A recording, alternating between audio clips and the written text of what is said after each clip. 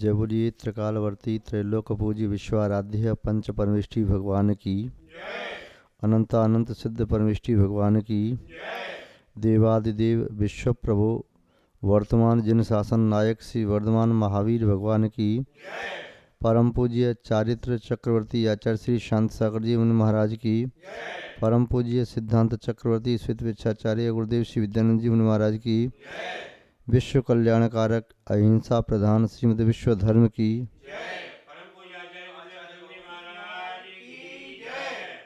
धर्म स्नेही सत श्रद्धालु यहाँ पर उपस्थित आप सभी भव्यवर पुंडरीक पुण्यात्मा महानुभाव, जीवन में कुछ कार्य ऐसे होते हैं जिनकी संपन्न कर लेने से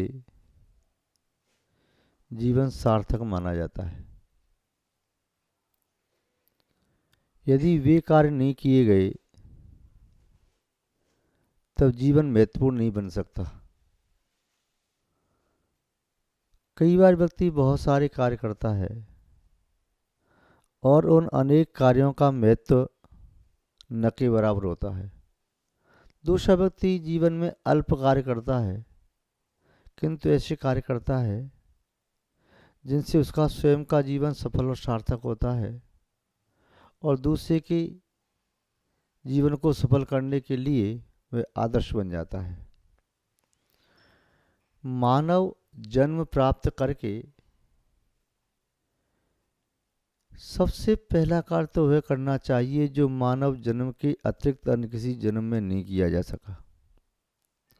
जो कार्य हम अन्य जन्मों में संपन्न कर सकते हैं या अन्य जन्म प्राप्त करके भी वे कार्य करते रहे, उन्हीं कार्यों को यहाँ करते रहेंगे तब निस्संदेह इस मानव जन्म की सार्थकता न हो सकेगी। आज हम चर्चा करते हैं अंतःकरण की शुद्धि के संबंध में। शुद्धि हमारी आत्मा का स्वभाव है, इसलिए शुद्धिकरण बहुत जरूरी है। और जो अंतरंग शुद्धि तक नहीं पहुंच पाते हैं वे यावत जीवन बाह्य शुद्धि में ही लगे रहते हैं। कोई शरीर की शुद्धि में लगा है तो कोई अपने व्यवहार की शुद्धि में लगा है, तो कोई व्यक्ति अपने वचनों की शुद्धि में लगा है, व्याकरण से शुद्धि कर रहा है, कोई व्यक्ति अपने क्षेत्र स्थान की शुद्धि में है, कोई व्यक्ति काल शुद्धि कर रहा है, मुहूर्त निकाल के कार्य कर रहा है, तो कोई व्यक्ति अपने पास अन्य भी द्रव्य है उसे शुद्ध करने का प्रयास कर रहा है। ये सब बाह्य शुद्धियाँ अंतःकरण की शुद्धि के बिना व्यर्थ हैं। इन सभी शुद्धियों का उद्देश्य अंतःकरण को शुद्ध करना है। जैसे कोई व्यक्ति प्राण विहीन मुर्दे का श्रृंगार करे, उसे भोजन कराने का प्रयास करे, पेय पदार्थ पिलाने का दुस्साहस करे, अच्छे अच्छे वस्त्र पहनाए, आभूषण पहनाए, इत्र आदि उस पर लगाए, चंदन का लेप भी किया, मुर्दे के ऊपर वे सब करना व्यर्थ है। यदि उसमें प्राण होते तो वह सब करना सार्थक हो जाता। प्राणों के बिना जैसे शरीर का श्रृंगार व्यर्थ होता है, वैसे ही अंतःकरण की शुद्धि के बिना जितनी भी बाहर की क्रियाएं की जाती हैं, बाहर की शुद्धियां की जाती हैं, वे सब व्यर्थ सिद्ध हो जाती हैं। अंतःकरण की शुद्धि के मायने अपन समझें चेतना को शुद्ध करना। चेतना को शुद्ध करने के लिए वचन जल्प, वचनालाप, शरीर की चेष्टाएं और मनोवृत्ति ये भी हमारी शुद्ध हों तो हम चेतना की शुद्धि तक पहुंच सकते हैं। इनको शुद्ध किए बिना चेतना की शुद्धि बड़ी मुश्किल है, असंभव है। अंतःकरण की शुद्धि के बिना न तो जीवन में समाधि मन की प्राप्ति हो सकती है और ना ही जीवन में मुक्ति का वर्णन संभव है। अंतःकरण की शुद्धि के लिए आवश्यक है सदाचरण की शुद्धि। आचरण की शुद्धि ज्यों ज्यों होती जाएगी, ज्यों ज्यों आचरण की शुद्धि होती जाएगी, त्यों त्यों अंतःकरण की शुद्धि संभव है। बिना आचरण के अंतःकरण की शुद्धि नहीं हो सकती, जैसे बिना बीज के वृक्ष और बिना वृक्ष के फल की प्राप्ति नहीं होती। यही क्रम है। व्यक्ति जब संसार शरीर भोगों से विरक्त होता है, तब विरक्त हुआ व्यक्ति वह अंतःकरण को शुद्ध करने का पुरुषार्थ प्रारंभ करता है। और वह विरक्ति भी जीवन में सम्यक तभी होती है जो उसे भेद विज्ञान हो जाए, तत्व दृष्टि मिल जाए, सम्यक्त्व की दृष्टि मिल जाए। जब तक सम्यक्त्व की दृष्टि नहीं मिली, तत्व दृष्टि नहीं मिली, आत्मबोध प्राप्त नहीं हुआ, तब तक उस व्यक्ति की जितनी भी क्रियाएं होती हैं वे शरीर को सुखाने वाली हो सकती हैं, शरीर का पोषण करने वाली होती हैं, या ख्याति पूजा लाभ को प्राप्त करने वाली हो सकती हैं, प्रशंसा प्राप्त करने वाली होती हैं, धार्मिक होने का प्रमाण पत्र देने वाली हो सकती हैं, तपस्वी बनने का प्रमाण पत्र देती हैं, या और भी खिताब मिल सकते हैं, उपाधियां पद मिल सकते हैं। किंतु अंतःकरण की शुद्धि नहीं है और सब भले ही शुद्ध हो जाए। अंतःकरण की शुद्धि का तो नियामक संबंध सम्यक्त्व के साथ है। अंतःकरण की शुद्धि का नियामक संबंध तत्वबोध से है। अंतःकरण की शुद्धि का नियामक संबंध भेद विज्ञान से है। अंतःकरण की शुद्धि का संबंध आत्म जागरूकता से है। अंतःकरण की शुद्धि का आशय है कि हम अंतरंग में बैठ कर के वहाँ शोधन करें। यदि कोई व्यक्ति कक्ष के बाहर घूम रहा है, तब तक कक्ष में रखी वस्तु का शोधन नहीं कर सकता, कक्ष में रखी वस्तु का वह संरक्षण नहीं कर सकता। कक्ष में कोई वस्तु रखी है, उसमें कुछ पदार्थ मिला हुआ है, उसे शोधन करना है, तो कक्ष के बाहर रह के शोधन नहीं किया जा सकता। ऐसे ही आत्मा के बाहर रह कर के शरीर में उपयोग लगा करके, शरीर आदि अन्य पदार्थों में अपना उपयोग लगा करके फिर आत्मा को कैसे देखा जा सकता है? जो आत्मा देखने में नहीं आ रही, जो आत्मा जानने में नहीं आ रही, जो आत्मा अनुभव में नहीं आ रही, उस आत्मा में विद्यमान कर्मों का निष्कासन कैसे किया जा सकता है? आत्मा का शोधन कैसे किया जा सकता है? कक्ष में रखा हुआ बर्तन जिसमें रखा हुआ है दूध, वह दूध अंदर रखा है, दूध का डिब्बा ढक्कन बंद है, कक्ष का भी गेट बंद है, ताला लगा हुआ है। उस दूध में किसी व्यक्ति ने 2-4 रत्न डाल दिए या कोई और वस्तु डाल दी, तो दूध अंदर रखा है, बाहर से दूध के अंदर पड़े हुए कंकड़ पत्थर या रत्न या सिक्के या उसमें और भी कोई चीज़ पड़ी है, तो उसे कैसे निकाला जा सकता है? उसे बाहर निकाल के दूध को कैसे पिया जा सकता है? यह संभव नहीं है। वैसे ही आत्मा को जाने बिना आत्मा का शोधन भी संभव नहीं है। सबसे पहली शर्त ये आत्मा को जाने। तपस्या करना बहुत बड़ी बात नहीं है, बहुत बड़ी अनुष्ठान करना कोई बड़ी बात नहीं है, संयम की कठोर साधना करना बड़ी बात नहीं है, स्वाध्याय करना बड़ी बात नहीं है, और भी कोई क्रिया करना, दान देना, तीर्थ यात्रा करना बड़ी बात नहीं है। सबसे बड़ी बात है अंतःकरण तक पहुंच जाना। अंतःकरण तक पहुंच पाना वास्तव में बहुत बड़ी बात है, बहुत बड़ी बात है। पूरा जीवन व्यतीत करके भी यदि अंतःकरण तक पहुंच गए, तब भी हम ये सोचेंगे हमारी यात्रा बहुत अच्छी रही। यदि पूरे जीवन में भी अंतःकरण तक नहीं पहुंच पाए, तब यात्रा वही समझें कोई चींटी किसी साइकिल की रिम पर घूमती चली आ रही है, किंतु सेंटर तक जहाँ पर एक्सल लगा होता है वहाँ तक नहीं पहुँच पा रही। वह कितनी भी घूमती रहे, कितनी भी घूमती रहे, कितने भव निकल जाए, तब भी नहीं पहुँच पाएगी। कई बार हम सोचते हैं कि हमें अनंत जन्म निकल कैसे गई, हम आत्मा तक क्यों नहीं पहुँच पाए, आत्मा अनात्मा को क्यों नहीं जान पाए। हम भेद विज्ञान को क्यों नहीं समझ पाए, अपनी आत्मा को शुद्ध क्यों नहीं कर पाए। हमारी आत्मा का स्वभाव सिद्धालय में पहुंचना था। हम भव्य आत्मा हैं, अपनी आत्मा की शुद्धि हम तो कर लेते। एक भव्य में भी कोई व्यक्ति मोक्ष जा सकता है, कुछ अंतर मुहूर्तों में भी मोक्ष आ सकता है। अनादि मिथ्या दृष्टि जीव निकल करके संसार सागर से पुण्य हुए कुछ भव लेकर के या कुछ समय में हुए अपनी आत्मा को शुद्ध बना सकता है। हमारी आत्मा का स्वभाव कर्म से रहित पना है, हमारी आत्मा का स्वभाव शरीर से रहित पना है, हमारी आत्मा आशाबंध सबसे रहित है।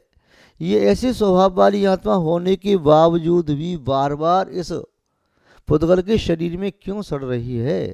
ज्ञाता दशा स्वरूप वाली आत्मा बार बार कभी नरक, कभी निगोद, कभी त्रिंच अवस्था, कभी स्वर्ग अवस्था, कभी सामान्य देवों की अवस्था, कभी भू भूमि, कभी कुभो भूमि, कभी कर्म भूमि के मनुष्य त्रिंच, ये सब क्यों अनेक पर्याय को धारण करती चली जा रही है। इसका मूल कारण यही है कि हमने अपने अंतःकरण को नहीं समझ पाया, नहीं जान पाया। एक व्यक्ति जो राजा तो था, जो स्वयं उस राज्य का राजा था, उसका ही ये महल है, उसका ही किला है, उसकी ये प्रजा है, उसकी ये सेना है, उसका सब मंत्रिमंडल है, उसका सब वैभव है, किंतु राजा के पास अपने राजा पने का प्रमाण पत्र नहीं है और प्रमाण पत्र उसकी जेब में अंदर रखा हुआ है, बाहर नहीं है। वे दूसरों के कहने से मानता है कि मैं यहाँ का राजा हूँ, और वे जब राजा कहता है तो बाद में राजा बनने के लिए राज्य में जाता है, लोग धक्का दे के निकाल देते हैं। कहते हैं तुम कैसे राजा, कहाँ के राजा, भीख मांगने वाले भिखारी अब राजा बनने के लिए आ गए, रंग को तुम राजा हो ही नहीं सकते। वह कहता है कि मैं राजा हो सकता हूँ, किंतु मैं सिद्ध नहीं कर पा रहा राजा कैसे हूँ। वह सब जगह अपने राजा पने के प्रमाण पत्र को खोजता है, दुनिया में सबसे कहता है मुझे कोई प्रमाण पत्र दे दो और मुझे बता दो मैं राजा हूँ, सबसे कह दो मैं राजा हूँ। लोग कहते हैं हमारे कहने से कुछ नहीं होगा। जिस व्यक्ति के पास जो पूर्व में राजा था उसके द्वारा लिखित एक राजकीय घोषणा और प्रमाण पत्र स्वयं के हस्ताक्षर हैं, राजकीय मोहर लगी हुई है, वह पत्रक जिसके पास होगा उसमें जिसका नाम लिखा होगा वही राजा माना जाएगा। और वह पत्रक तुम्हारे पास है, तुम्हारे पिता ही पहले राजा थे, उन्होंने तुम्हारे नाम राज्य की घोषणा की थी और उस पत्रक में अपना हस्ताक्षर करके राजकीय मोहर भी ठोक दी है। और राजा आप उस पत्र को अपने अंदर से निकालो, तुम्हारी वस्तुओं में अंदर छुपा के तुमने रख लिया है, और अपनी जेब में देखो, नहीं जेब में मेरी कोई हाथ नहीं लगा सकता, अंदर वाली ये में हाथ नहीं लगा सकता, दूर से बताओ मुझे कहाँ है मेरा पत्रक, कैसा मैं राजा हूँ। तो ऐसे ही हम उसकी तरह से प्रवृत्ति कर रही है, भिखारी बने घूम रही हैं, किंतु अपने अंदर विद्यमान आत्मा को हम नहीं पहचान पाते हैं। बस हमारी भी दौड़ कोल्हू के बैल की तरह से रहती है, बाहरी बार घूमते रहते हैं। कोल्हू का बैल चाहे कितनी भी ईख को पेल करके रस निकाल दे, गुड़ बनाए, शक्कर बनाए, किंतु उसे खाने के लिए नहीं मिलता, छूछ ही खाने के लिए मिलती है। ऐसे ही हम भी जब तक बाहर घूमते रहते हैं, अपने उपयोग को बाहर लगाए रहते हैं, तब तक हमें आत्मा का वैभव दृष्टिगोचर नहीं होता। हम अपने आत्मा के समग्र वैभव के सम्राट हैं, शहंशाह हैं, बादशाह हैं, किंतु फिर भी एक रंग की तरह से, भिखारी की तरह से पुद्गल के इस संचय करने में लगे हैं। पुद्गल में आत्मा की नियति परिणति प्रगति देख रहे हैं, पुद्गल में आत्मा का वैभव खोजने की चेष्टा कर रहे हैं। हम आंख बंद करके अपने अंदर झांकने की कोशिश नहीं करते। काश एक बार भी हम अंदर झांकने की कोशिश कर लेते, एक बार भी अपने आप से अपनी मुलाकात कर लेते, एक बार भी अपने आप को पहचान लेते, एक बार भी अपना परिचय पत्र प्राप्त करके बता देते कि हम भी तीन लोक के नाथ हैं, हम भी अनंत और सिद्ध हैं, हम भी पंच परमेष्ठी में से परमेष्ठी हैं, हमारी आत्मा भी कोई अभव्य आत्मा नहीं है, हम भी भव्य जीव हैं। एक बार प्रयास करना था, एक बार पुरुषार्थ करना था। महानुभाव, तो अंतःकरण की शुद्धि करना है, अंतःकरण की शुद्धि करना ही हमारा प्रयोजन है, बाह्य शुद्धि करना हमारा प्रयोजन नहीं है। अंतःकरण से यदि हम शुद्ध हो गए तब बाहर में हमें कोई भी अशुद्ध करने वाला नहीं। किसी लालटेन में जलती हुई ज्योति को देख करके बाहर प्रकाश होता है, लालटेन की ज्योति बुझ जाती है तो बाहर का प्रकाश नष्ट हो जाता है, बाहर अंधकार छा जाता है। फिर बाहर में प्रकाश करने के लिए व्यक्ति बाहर से कितनी भी ज्योति जलाने की कोशिश करे, दिखाने की कोशिश करे, लालटेन के कांच पर ज्योति का चित्र भी बना दे, तभी बाहर प्रकाश नहीं हो सकता। और ज्योति जब अंदर में जलती है तो प्रकाश अपने आप हो जाता है। बाहर की ज्योति जलाए बिना, बाहर की ज्योति जलाए बिना बाहर में प्रकाश नहीं है, ऐसे ही आत्मा में ज्योति जलाए बिना आत्मा में प्रकाश नहीं है। बाहर प्रकाश के लिए आपने लालटेन के अंदर ज्योति जलाई तो प्रकाश लालटेन के अंदर भी पहुंचा, बाहर भी पहुंच गया। यदि कांच को खोले बिना, लालटेन की ज्योति जलाए बिना पुनः प्रकाश नहीं होता, स्विच ऑन किए बिना जैसे बल्ब ट्यूबलाइट आदि के प्रकाश नहीं होते। कोई व्यक्ति बल्ब और ट्यूबलाइट की पूजा करने लग जाए तो मुझे प्रकाश दे दो, मुझे प्रकाश दे दो, प्रकाशित कर दो तो मुझे प्रकाश दे दो, किंतु स्विच को ऑन न करे तो प्रकाश नहीं होगा। ऐसे ही जो प्रॉपर प्रकाश प्राप्त करने का तरीका है, जब तक उसे ग्रहण न करेंगे तब तक हम अंतर आत्मा के प्रकाश को, ज्योति को प्राप्त न कर सकेंगे। तो अंतरंग से होना जरूरी है हमें शुद्ध, बहिरंग से शुद्ध होना जरूरी नहीं है। अंतरंग से हमें होना है भगवान, बहिरंग से भगवान बन के नहीं बैठना है।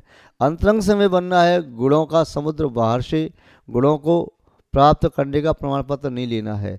अंतरंग से हमें अनुभव करना है अपने ही आत्मा के वैभव को।